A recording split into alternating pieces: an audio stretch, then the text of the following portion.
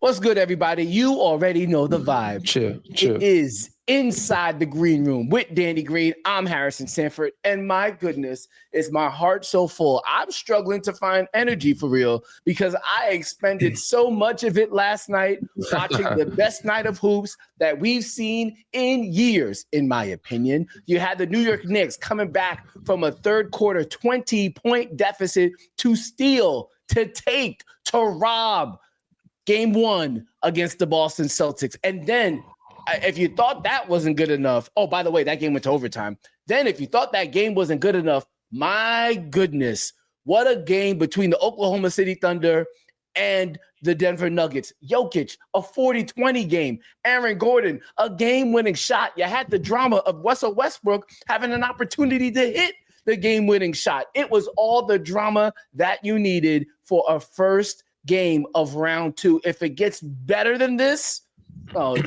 just bury me in my Jordans. Just bury, you know what I'm saying? It's all good from here, dog. It's been incredible what we saw over the past 24 hours. It's been amazing, bro. It's been fire. That's the great thing about sports, right?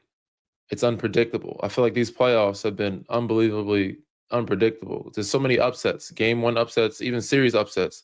You don't normally see a 7 seed versus a 6 seed making it to the second round. You got Golden State, Minnesota in the second round. You got Cleveland, who's been dominant, lose the first game, and now they have injuries. Boston, up 20, lose a game.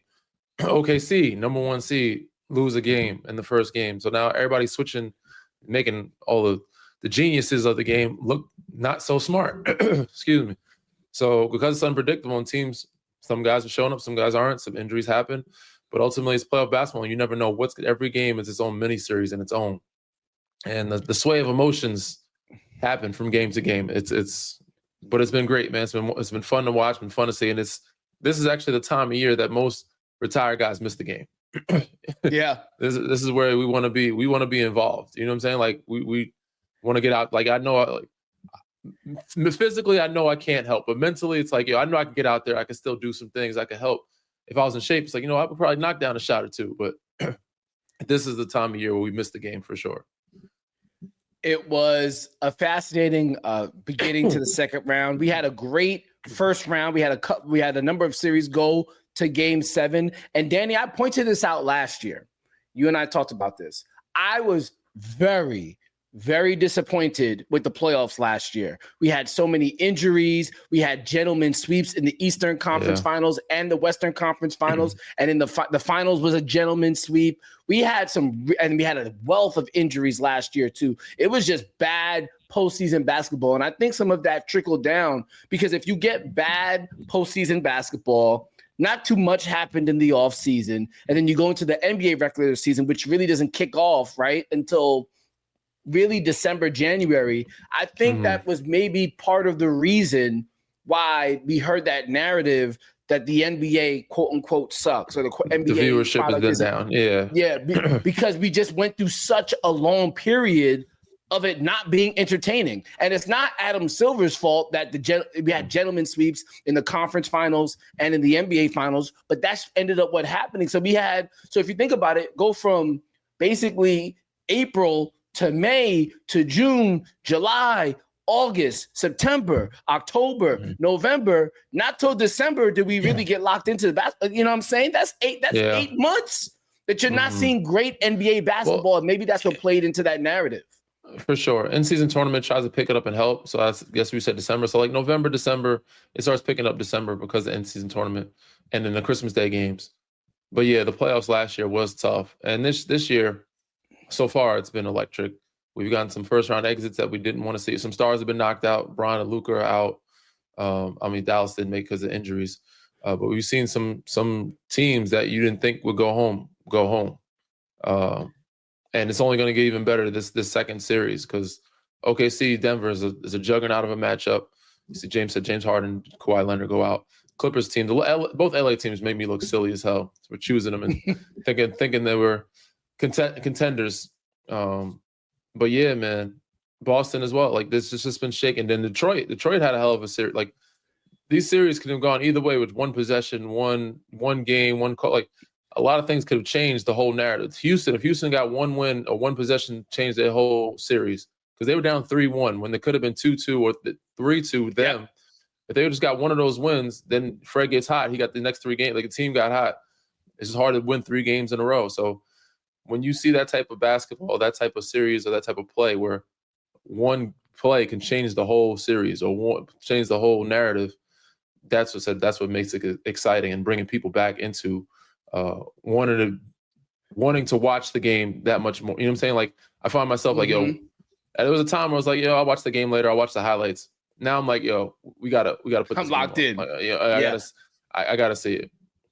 I'm going to be interested to see how the ratings go. I know the ratings were up for round 1. I'm going to be interested to see how the ratings go for round 2, considering the fact that you don't have some of the big name players and some of the big name markets involved. Both LA teams are gone. Giannis is no longer playing.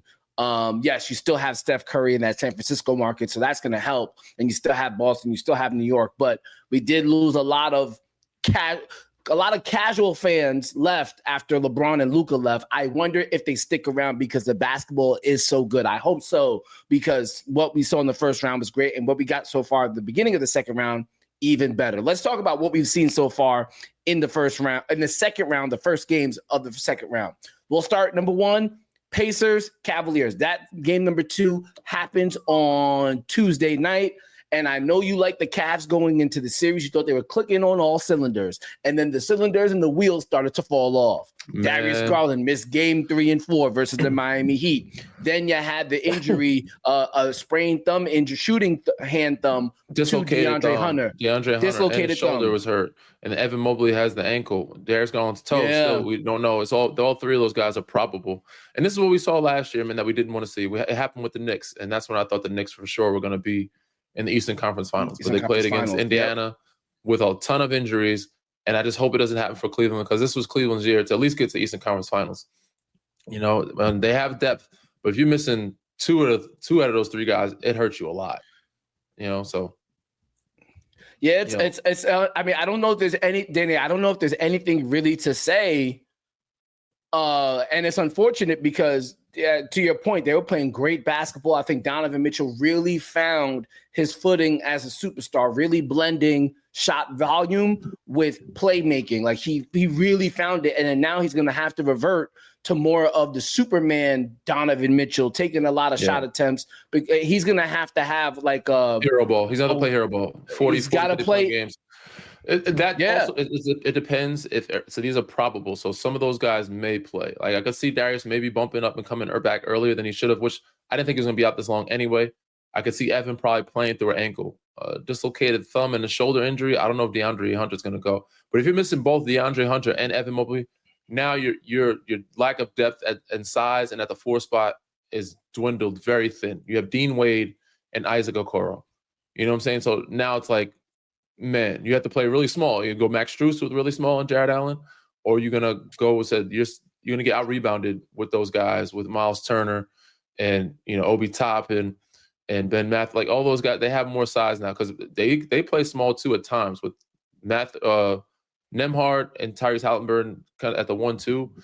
But if you're missing those 2 guys, you're lacking a lot of size, and you're missing your traditional 4. Well, not traditional 4, but your 4 that you're used to playing with on the floor and giving you that size and length. One thing is for certain, I think they are going to have to play a different way. That first and foremost, very few teams could play with the Pacers with how fast they move. If you're the Cavs now, and you're in this series, even if you were fully healthy, I would be very cautious about trying to run with these guys. I try to make it a half-court game as much as possible because you just don't have the bodies. And even if you had the bodies, it probably still played to the Indiana Pacers' favor. I don't feel like we should get too far into that series, Denny, because we just don't know what the injury report looks like. But we can... we can spend time talking about my New York Knicks after getting a game 1 win against the Boston Celtics. And Danny, I found it so interesting because going into the series, coming off the Detroit series, it was so physical. It was such a half-court game. And I think the Knicks were caught off guard in that first half going against Boston because the physicality that they were allowed to play with, they were almost recommended to play with against the Pistons is not something that they wanted to do in that Boston series in game one. They weren't allowed to be as physical. And I really think it threw them off. Karl Anthony Towns had 3 fouls. But the real headline, Danny, is the Boston Celtics missed 45 3-pointers. And some of the analytics will tell you a lot of them were still open. They still looked bad to me, whether they were open or not. They still was some level of contesting from the New York Knicks. Great defense from Anunoby and Mikal Bridges. If you look into the analytics, we won't do all that here. Overall, your impression, was it just a one-game fluke? Is it still a wrap? Is it still Boston for the series? Or do you now have some skepticism about what the Boston Celtics can do? Great game by New York. I'm still with Boston. This is more of a Boston loss than a New York win. But they did fight. They did win. But I think they took it from them. They took it from them. But Boston just didn't play well. And I knew this going into the series. Like, to me, Boston is the best team in basketball. They're never going to sweep any. Like, to me, I don't think they sweep anybody. Just because they're always going to shoot themselves out of a game. It's 1 or 2 games they're going to give you because they live and die by the 3. In the 7-game series, they're going to die at least once or twice. You know what I'm saying? So that's just going to happen. I know they're going to make the adjustments. I know Joe Mazzulla will. I know Jason Tatum will. Jaylen Brown will. But he said, got to give credit to the Knicks. They hooped. They played well. They're up in the series. They stole one from Boston. But I still see Boston getting this done. I expected it to at least go 6 games, 5 or 6 games. So, yes, my decision doesn't waver much. But, yes, they have to play smarter. I give a lot. So, because this is a game. Cat didn't play well. These are the games you're supposed to take advantage of. He actually looked crazy in that third quarter. Like, he looked absolutely nuts for a stretch there. There was like 5 or 6 possessions. I'm like, Cat, what the hell? Offensive foul, turnover. Charge here. He was trying to get a layup. He'd fall to the ground. By Derek White. I'm like, what the hell? He's looking for a foul. I'm like, he's looking crazy. You need to give him take a timeout, give him sit in the corner just for a second, take a breather, come back and go sit down, think about what you just did, come back to the game. He looked crazy. So I was like, this game is going to get out of control. And that's when they went up 20. Him getting that tip in was huge. I don't think that was probably, other than the Mikal Bridges steal, the tip in was probably the biggest play of the game. That put back tip in put y'all up like 6 to 7 points because Jaylen Brown didn't hit a 3, but obviously there's some plays made. OG made some unbelievable plays. The N1 dunk, the 3-pointer in the corner, Mikal Bridges, 3-pointer in the corner. So they made timely plays. Even though Cat played a terrible game, he actually showed up in a big moment, that one instant where he got the tip in, because that sealed the game. That sealed you guys' fate at that point. And you guys just weren't making shots. Boston wasn't making shots. So hell of a game. It's going to be a hell of a series. It's going to go at least 6. But yeah, Boston pretty much smoked that one. But give credit to New York. They definitely fought and took that one away from them. A couple of differences from how the Knicks played them in the regular season. Number one, Thibs had the Knicks switch. The part of the reason why they got destroyed by the Celtics in the regular season is because they would try to hedge Cat and recover, and the Knicks couldn't recover. They did that a lot. They did it too. They're still doing that with Jalen Brunson, and that's why Jason. And that's why they're not doing it. But they're switching with Cat though. Yes. And maybe they're doing the recover plan with Brunson. Yes. So I think that's going to bite. And Boston's also switching, which bit them in the ass because there was a lot of Al Horford on Jalen Brunson one-on-one in that fourth quarter where he got the ISO and he was hot. You might want to trap him, get out of, but he has so many options. Trap him or try to get back somehow and get back to Cat late or whoever later. That hurt Boston some, but eventually Boston's going to get hot. They're going to hit threes, and them hedging with Jalen Brunson. Jason Tatum got so many open looks. Derek White got some open looks. Even Drew got some open looks. That's going to bite New York in the ass at some point. But the switch definitely was an adjustment that helped them, with this first game. I think the Knicks are going to kind of have to be, Danny, somewhat of like an amoeba. I thought in the first round they played. I think their play style made the series harder than it was supposed to be. I think it took them too long to get over half court, too long to get over into their sets. And next thing you know, there's 10 seconds on the shot clock. They were really playing a half-court game with the Pistons when they clearly have more frontline talent than the Detroit Pistons. I thought that was a mistake. In this series, I think they actually need to play more of a half-court game. They need to get Cat in the actual post, not posting up at the three-point line, in the goddamn actual post. He has to slow the damn game down. He has to get his position early. Stop letting them push you to the three-point line. As Cat goes, and if he doesn't impose his will and he plays soft, you guys are going home. It's that simple. And the reason why I picked Boston, the main reason I picked Boston, historically throughout this year, I'm gonna say the past years, but he struggled versus Boston most of this year. I think he had one good game against them out of the 4 or whatever many times they met up. And tonight was another game where he didn't play well. So he's 1 for 5, 1 for 6 out of the games that he's played. So, and he's the reason, and that's the reason why Minnesota traded him. He just wasn't consistent. It's like every other game, every 2 games. It's like, we can't win like that. So if he shows up, you guys have a fighting chance. If he doesn't, he's better impose the will against that post and knock down shots. If he doesn't, you guys are going home. And that's why I picked Boston in 6. I was disappointed that he let Tobias Harris dictate how he played offense. He cannot let Jason Tatum dictate how he plays offense. He just, not in this series, not when you don't have the talent advantage. Like he can afford to have played poorly in some Detroit Pistons games. He cannot do that against the Celtics. Point blank, period. Let's move on. I will say this, as long as we can get to clutch time though, Danny, as long as we can get it to clutch time, I feel if you keep it close, y'all, because Boston's known to trick off some games in the crunch time. So yeah, if y'all keep it close, cool. Boston, but I see Boston winning. Said next game probably by double digits, and then coming to New York and probably splitting as well, and winning one of the other games by double digits. So.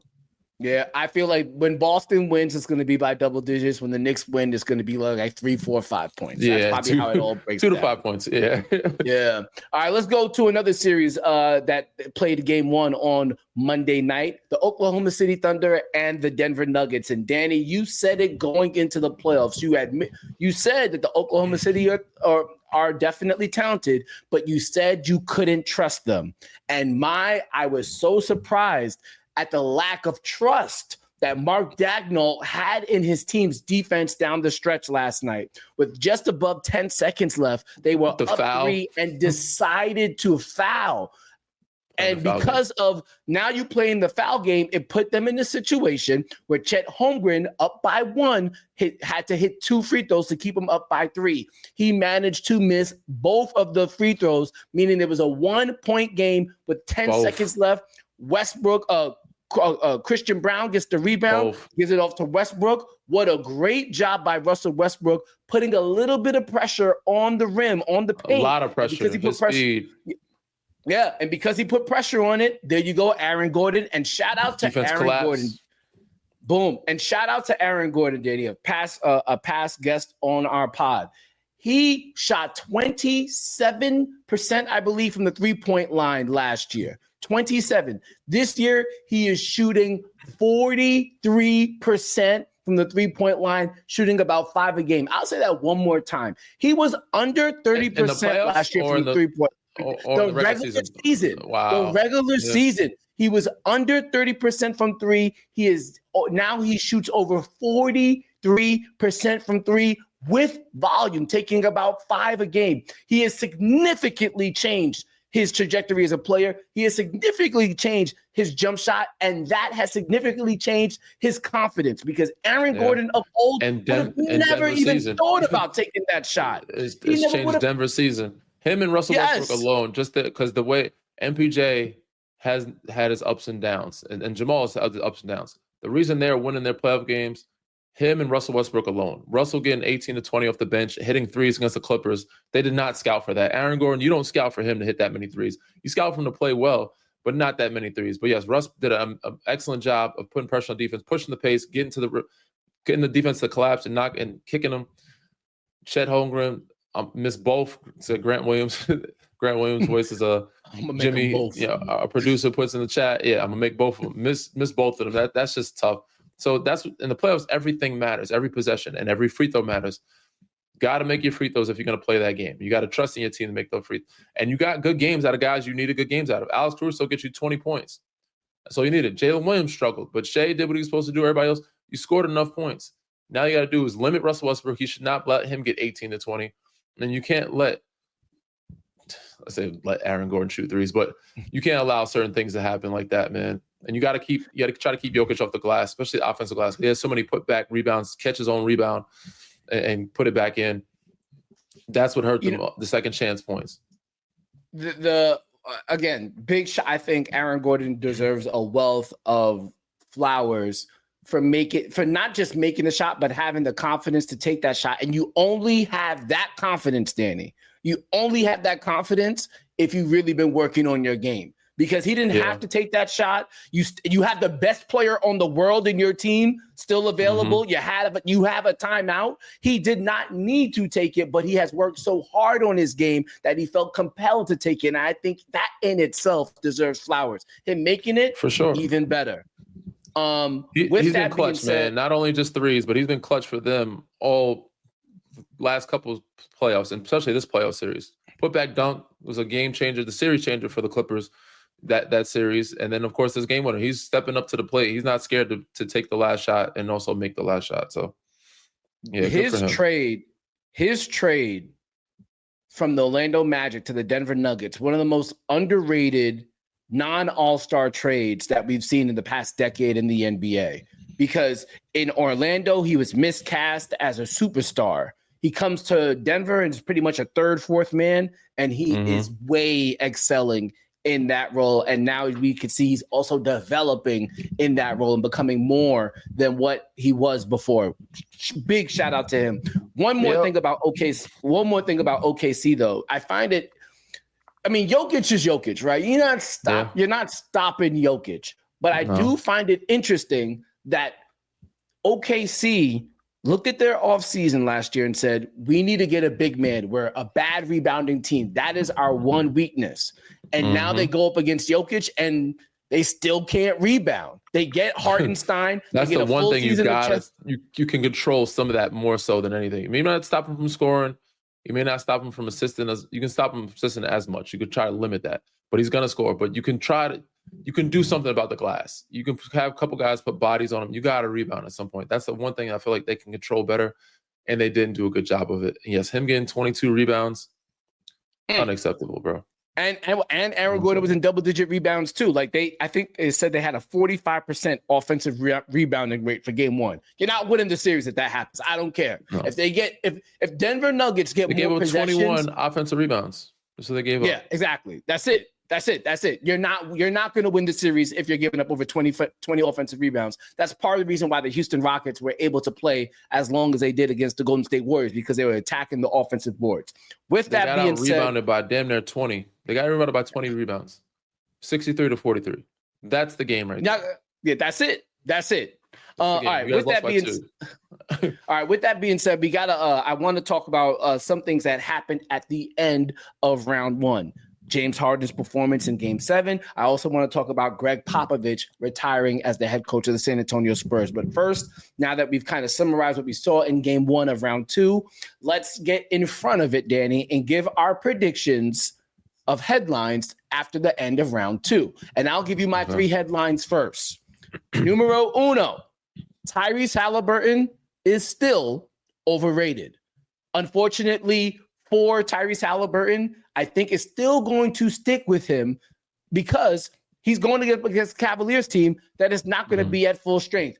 If Darius Garland does come back, he's not going to be at full strength. Jared Greenberg, the TNT Sports sideline reporter, said that if this was the regular season, it would have been 1 to 2 weeks of an absence for Darius Garland. So even if he comes back, not going to be full strength. We see the injury with DeAndre Hunter, and we see the injury with Evan Mobley as well. And it comes off the heels of last year when they were able to win, advance in the playoffs because of injuries. Remember, last year they played against the Bucks, who got hurt in the Bucks series. Dame and Giannis, who got hurt in the Bucks series again this year. Dame this time, Giannis did play, but Dame didn't play. And then they were able to beat a wounded Knicks team, and it took them 7 games. Whether they beat the Cavs in 4 or beat the Cavs in 5 or 6, people are going to say they weren't healthy. So you could be back-to-back Eastern Conference finalists. It still will taint how people view you. Regardless, he's still a great player, but I still think that tag of overrated is it's just unfortunate, but it's just reality. It's going to stick with him. Possibly. It can change depending on how. If he plays like he did in game 1, regardless of who's on that floor, he's not going to be overrated. They have an unbelievable record when he scores 22-plus points per game. When he scores under 20, he scores over 20. It's a big difference. They're like 23 and 65. And when he scores over 20, like 23 and 8 or 23 and 4, something crazy. I saw the numbers the other day. So if he continues to score and hit the step back threes like he did with the switches, it don't matter who's on that floor. People are going to be like, all right, this kid is still good. Because it's still a playoff game. It's still, a Cleveland Cavaliers team. Even with they have some injuries, they still have some good pieces. And unfortunately, I think it's going to be more so the Cleveland Cavaliers are still kind of overrated if they lose this series in 5 or 4 games. Now, if they have everybody hurt, they might get away with it. But I feel like some of those guys will still play throughout the series, maybe miss a game or two. But Cleveland's this is gonna be a disappointing season for them. For them to be a number 1 seed, for them to win that many games, and to dominate Miami the way they did, and people are saying this is the team we want to see against Boston. There's the only team that can give Boston a run for their money. And to lose in the second round to Indiana Pacers, I think that's where it's going to look like. And this was the year for them. I don't know if they're going to be able to keep everybody and will do to get back there, but unfortunately, it's going to be like, the Cleveland Cavaliers still fool's gold. We can't believe in them, and I think that might be the same narrative for the Oklahoma City Thunder. These two teams are fool's gold when it comes down. It's all said and done. Hopefully, we don't see it that way because I was rooting for Cleveland. I hope they do some good things, but unfortunately, the 2 number 1 seeds are looking like fool's gold. Headline number 2 for me, Danny. Anthony Edwards, the Kingslayer and the new face of the NBA. He's already taken, if you go back to 3 years ago, Danny, he averaged 25, 5, and 5 against the Denver Nuggets. Remember, they lost that series. Remember, he got fined at the end of that series because that's when he was walking to the tunnel. He kind of threw a chair. It didn't hit anybody, but I think it might have indirectly made contact with somebody. It wasn't malicious by any means, but that's how he ended that series. Remember, 25, 5, and 5 as they lost to the Denver Nuggets in the first round. He comes back the next year and he takes out KD and Devin Booker, chirping at them the whole time while he does it. Then he has an opportunity to get his lick back against Nikola Jokic. He goes to Game 7 on the road, down 20, and they end up winning the series. Okay, fine. Now you take on Luka in the Western Conference Finals. You admit during the series he lost that time. Yeah, he admits during the series that he ran out of steam, that he's tired. He said it during the series. He was tired. They end up getting gentlemen swept. Come back to the playoffs this year. Time to get my lick back. Here's Luka. I got the dub. Oh, you could throw LeBron in on top of it too, just for some extra sauce. Gets the job done. And now, if you look at the league, Danny, there are no more old era superstars left. LeBron's gone, KD's gone, Giannis is gone. Like a lot of the old era superstar no longer playing in these playoffs. The only ones left, the only one left, Steph Curry. And I think Anthony Edwards slays that king too. It's Jimmy Butler's over there too. Yep. And while he does it, Danny, not only while he beats the Warriors, he's not just going to beat them. He's going to beat them by talking smack. He's going to beat them by having highlight dunks. He's going to beat them by having... He's going to beat them by having these great quotes and post-game press conferences that make you really want to talk about him and frankly just like him as a person. He is not just going to beat the greats, but he's going to be a great off the court. He is not just a Kingslayer. He's going to be the face of the NBA because of his achievements and his personality. It's all coming to fruition. I think we see it by the end of this series. Your thoughts? There's not many things we agree on, my friend. But with this one, you're 100% correct. You hit this one right on the head, bro. Like, there's no other better way I could say it. I see it happening. Mind you, so the fact that you see the old clips, how the Warriors, kind of shitted on him in his workout when he worked out for them for the draft day. Like I said, if we had no more pick, we wouldn't pick you. So he years ago told me, I want to meet up with the Warriors in the playoffs. However we need to get it done, I want to see them. So he's been waiting. I want that smoke. Not only just because of that, but Draymond. Draymond, I was always talking shit to him during the games. He's like, so he don't like Draymond. So the fact that organization, front office was talking crazy to him when he was working on the draft, during the draft process. And the fact that Draymond talks trash to him every time or not every time, but most times he meets up with anybody. That's more than enough ammunition for him to have that type of chip on his shoulder that he needs. And all he has to do is get Rudy on board. Juju's already there. He's a bully. He ain't tripping. He ain't backing down. Get Jaden McDaniels playing the way he's playing in the first round. You good money. Naz Reid, Naz Reid, DiVincenzo. He's with the smoke, and he ain't backing down for nobody.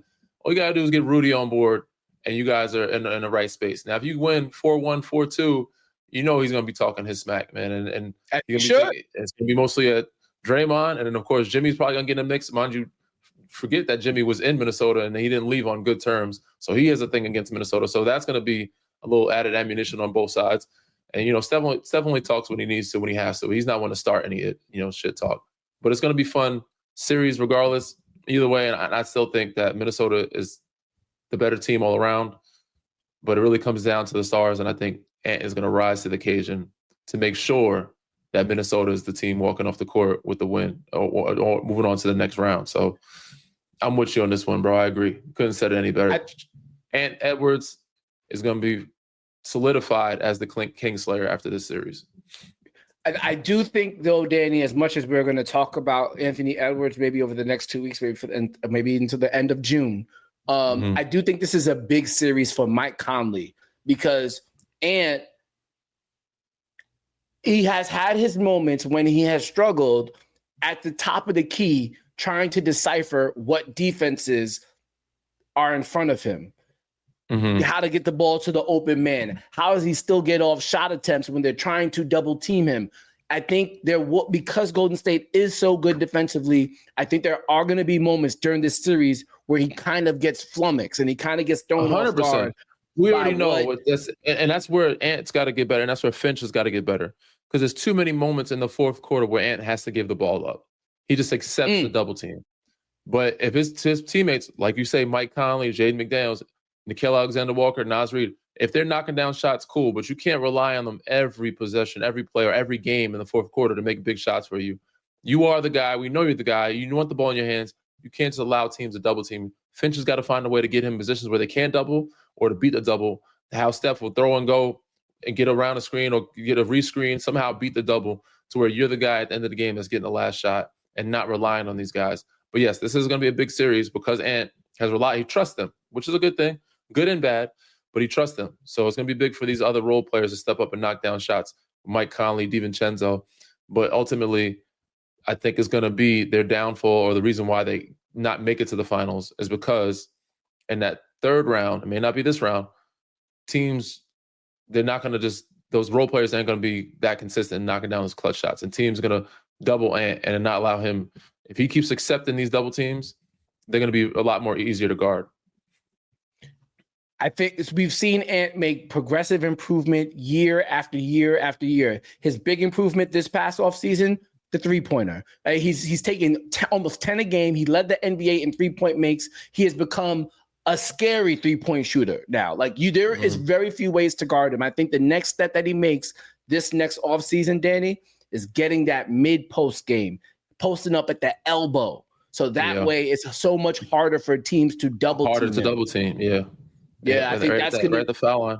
That's where they put Joel at, put Jokic at, and that's where you can make the easier reads at that position, or even the Malone spot. There's the mid post area, even on the wing.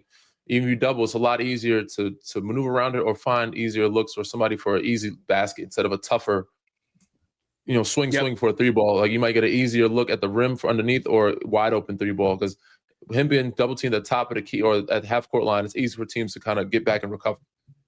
Yep, I think that's going to be the next step in his progression. And when he does that, curtains for the league. All right, My last headline, Danny, coming out of round number 2. The Celtics have broken basketball. I just, even if the Knicks have a chance, which I think now winning game 1 gives them a chance to win this series, eventually the math is just not going to play in their favor. The fact, Danny, just the sheer fact. Yeah, the sheer fact that they are comfortable taking 63 pointers in a game. 63 pointers in the game, Danny, lets you know that, like, if they just shoot league average, we'll lose. We don't care. We'll take 60. They just don't care. It's so hard to lose when you're that willing to shoot that many, because you need to have a historically poor shooting series in order to lose in the 7-game series when you just decide to shoot that much. Adam Silver can't do nothing about it. The NBA can't really do nothing about it. But frankly, it's ugly-ass basketball. The three-pointer is a beautiful shot to watch. But when they just shoot it with no conscience, time after time, it don't matter if it's contested. It don't matter if it's a 2-point game in the fourth quarter. They will take it. It don't matter if there's 20 seconds on the shot clock, Danny. Half of their 3-point shots in game number 1 were with under 10 seconds, with only 10 seconds have gone in the shot clock within the first 10 seconds. They don't care. They just don't care. And unfortunately, I think it still works. And it's a formula for success. Yeah, it's a formula for W's, unfortunately. So, yes, until you find a team that can kind of take it away or match that energy, we're at least shooting 40. You got to shoot 43 just to keep up with them. And you got to be able to take away. I think you got to shoot. Then I think you got to shoot 50. I think you have to shoot 50 to keep up with them. Yeah, I mean, so I think I don't think they average 60. They're going to get, you know what I'm saying? Let me check their averages. Their average is a little bit lower than 60. So I think you need 40, 45 to keep up with them. And you got to probably take away 10. If you can take away 10 of them and shoot 40, 45, and you can keep them at 50, you have a chance. You know what I'm saying? So you got to rebound well, you got to do other things, and you got to hope that they don't shoot lights out. But if you can test their shots, you have a pretty good shot. But yes, that formula is a formula for W's in the NBA. So last year, Danny, the Boston Celtics averaged 42 3-point attempts per game. This year, they only got more serious about it. This year, 47 3-pointers per game. In last night's third quarter, they shot 20 field goal attempts in the third quarter. 19 of them were 3-pointers. In a third quarter, you took 20 shots. 19 of them were 3-pointers. I just think they're just going to break. They average 48. They average 48 threes at the game. So you get 40, you could keep up. You got to get 40. You got it, but you have to shoot 40. You have to shoot 40. Whether you got 3-point shooters or not, like, you just have to. And if you make enough, you're in the game. And if you don't, it's curtains. It's crazy. It's crazy. It's not right. It's not right, but it is what it is. Those are my headlines. That's how I think the second round is going to play out. We're going to take a quick break, and when we come back, it is now that we've kind of predicted what's going to happen in the second round, we got to take a step back and reflect on the things that happened at the end of the first round, namely the retirement of Greg Popovich and one more final analyzation of James Harden. Be right back. All right, here we go. In 3, 2, back with Inside the Green Room. Please do us a favor. If you're watching us on YouTube, make sure you hit that subscribe button. If you're listening to us on any podcast app, particularly the Audacy app, make sure you subscribe, rate, and review. Leave us a 5-star rating. It is much approved and appreciated. That's the better word. With that being said, I have a couple words about James Harden, but I don't need to give you guys the stats. You guys know the stats. You don't come here for stats. You come here for opinions. And I'm just going to have to keep it real about James Harden. And I say this with no offense, Danny, because after watching Game 7, it's not the lack of points. It's not the lack of efficiency. It is the clear lack of interest, the clear lack of aggression, the clear lack of care that he plays with, not just in that Game 7, but traditionally in Game 7s, traditionally in elimination games. He fades away in miraculous ways. And some James Harden stands will say, oh, he had 11 assists. But that's not the James Harden that anybody signed up for. We didn't sign up for just a playmaker. The brilliance of James Harden is that he's a scorer and a playmaker. That's what makes James Harden James Harden. He's a system. If he wasn't, he's a system. And the system disappointed again. And I'm going to say this with all the respect in the world. He is a top 75 player ever. In my opinion, he's one of the most skilled players ever. And there was a big debate that happened during this NBA regular season where people were starting to say, that James Harden is better than Dwayne Wade. He is not greater than Dwayne Wade because Dwayne Wade had a different gear that he can go into during postseason. But I will say it. He is more skilled than Dwayne Wade, and I don't even think it's an argument. But there's a difference between skill and greatness. And for James Harden, his greatness comes at a cap because he fails to mentally and physically engage when games and series becomes tight. I seriously mean this, and I know we're in a different world than we were maybe 5-10 years ago, where mental health is not seen as a joke anymore. And so, like, if you suggest something, you're not really out of pocket. And I'm serious about this. I honestly feel like James Harden should talk to a sports psychiatrist because there is no reason a guy this skilled, this talented, takes himself out of games repeatedly. And I do think there has to be somebody who could help him get down to it. His skills don't deteriorate in game 6s or game 7s. He clearly just loses interest, focus, competitiveness in those moments that really matter. He runs into double teams. He hopes to get double teamed so he doesn't have the ball. He hopes to get fouled so he can get to the free throw line as opposed to just shooting. It is, again, he's still a great, and there's just a cap on his greatness, and his greatness caps when series gets tight. That's it. Yeah, unfortunately, I don't think, even if he does see a sports psychologist, it seems a little too late because I don't think he's getting any younger. I don't think he's going to get any better. So I think the physical part of the game is going to deteriorate just a little, just naturally. You know, Father Time, he's not going to be able to perform the way he is used to, or the way he wants to, or the way we've seen in the past. So yes, James is one of the most skilled guys, and I've mentioned this, but he's top 5 scorer in the history of the game in my book. He's one of the toughest guys I've ever had to guard in my life, and he's very good. But he played well. He's shown spurts of it in that game 6, and we didn't expect it. But said his intensity, his lack of aggression, it doesn't. You just don't see it. I don't know why we don't see it in closeout games, and it's usually in a game 5, 6, or 7. Most of the time, 6 and 7. But he has it. He has the skill. He has the opportunity to do it. I don't know, man. I will say this.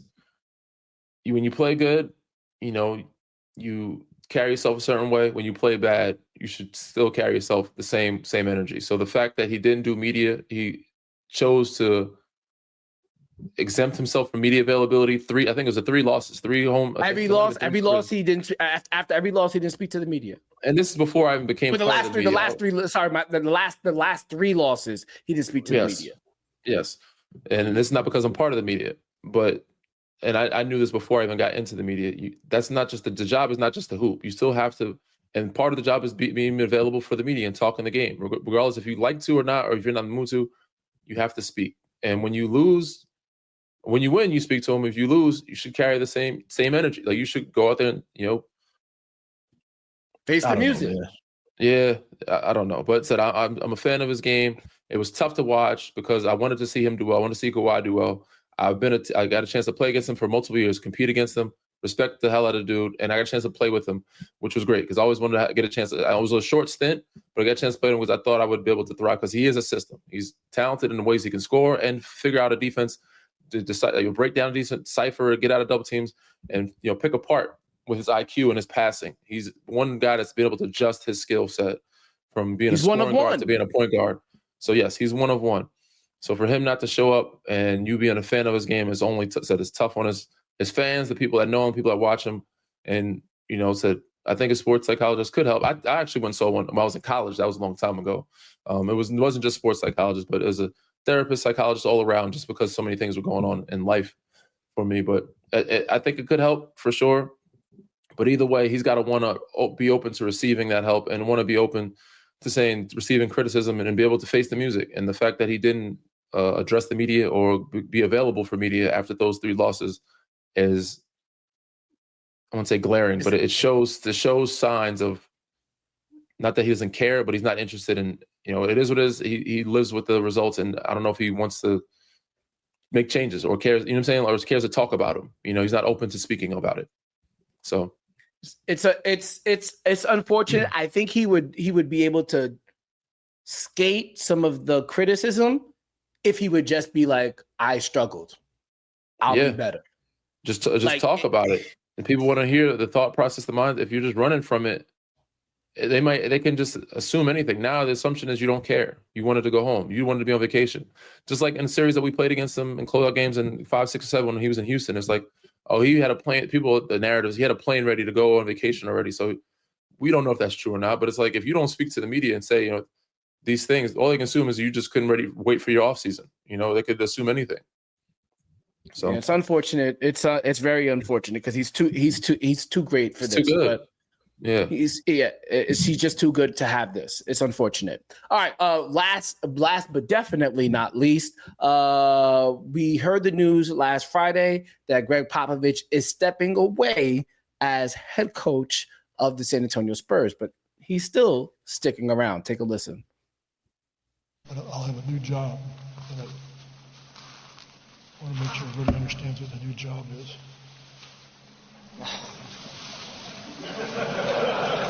I'm no longer a coach. I'm El Jefe. Danny, your thoughts as Greg Popovich moves over to the front office of the San Antonio Spurs and hangs it up as a head coach? I spoke about this the other day when I was on NBA Today. And, we kept it lighthearted and in a positive range of emotions. And I still, because it's great to see him. It just even on any sideline or in front of any camera. Sorry, and to have his sense of humor still. But watching him when he walked into the building, watching him up there, he looks different, and a range of emotions as a former player, as somebody that knows him, as somebody that knows anybody that doesn't look like themselves or looks a little different, is going to hit you on a different wave of emotions. So obviously, I want to see him in person. I've reached out to see that, hope that he's okay. I've been praying for him. I'm glad that he's able to speak to the media. But I don't see the fierce, fiery Pop, which is weird for me. You know what I'm saying? Because I'm used to him being aggressive and talking to us in timeouts and he's all engaged. And this one, he's very more laid back in a different space, which ultimately lets me know this is the right decision. That he needed to step aside and more so down. And that, he's been on a long journey, and it just lets the people know how severe the incident was when it happened. A lot of people try to downplay it, and they didn't want to, because he's just been invincible to most people, and the organization didn't want people to know how bad it was. But we can see, though, it took a hit, and it's taken him a while for recovery, and it was pretty bad and severe, the severity of the situation. So I said, seeing him in that space, it was like, man, it was weird to watch. It was tough to watch, but I'm glad he's good. I'm glad he's still around. I'm glad he has a sense of humor. I'm glad he's still doing rehab, and I hope he recovers back to his normal self. But you could tell, he's missing that fierce competitive nature that we're normally used to, and how he likes to mess with it. He still messes with the media, but it's a different Pop now, and it's one that I don't think I'll ever get used to. But yeah, I think the world has to get used to seeing it, because I don't know if we're going to see much of him, or we don't know if he'll ever get back to that fierce, Pop again. Obviously, we're still happy that he's going to have some influence on the San Antonio Spurs. I'm sure that the moves that they'll make coming up here in the next 3 months are going to be watched closely, because they have a lot of opportunity with draft picks, and obviously having a player like Victor Wembanyama and De'Aaron Fox already on the roster gives them an opportunity to really take some leaps and bounds as it pertains to their standing in the NBA. But Greg Popovich, the best to do it, if not one of the best to do it. Incredible career as a head coach. Winningest coach of all time. Definitely, I've given him plenty of said to my career, the biggest influence. He made me a pro. Without him, I'm not who I am. I don't last as long as I do in the league. I don't get a chance to be noticed as a winner or become a household name if not for him and the organization of San Antonio Spurs. So I owe a lot of my career, 80-90% of my career to that man, and for good reason, because he's just one of the greatest coaches and one of the greatest people. Cared about his players, he cared about their families, he cared about the injustices of off the court issues that our families and background went through for Black and brown people. He's always been one to speak up for us. So he was amazing, man, and he was always been like a grandfather figure to most of us. And he still checks in from time to time. Well, he did before the incident, and seeing how things were. And I would send a picture of the baby, and he'd be like, "Oh man, life's great." And when I see him, he was just an amazing human being. Obviously, intense coach, and for good, like he had to be. That's how he won. But one of the best people that I've gotten to encounter in my life, and I'm very grateful to be, to say that I played for the man. It was a great run as a head coach, and obviously we wish him the best luck as he moves over to the Spurs front office. Thank you guys for tuning in to Inside the Green Room. We will see you next week. Danny, tell them what to do. Read, rate, subscribe, review. Peace.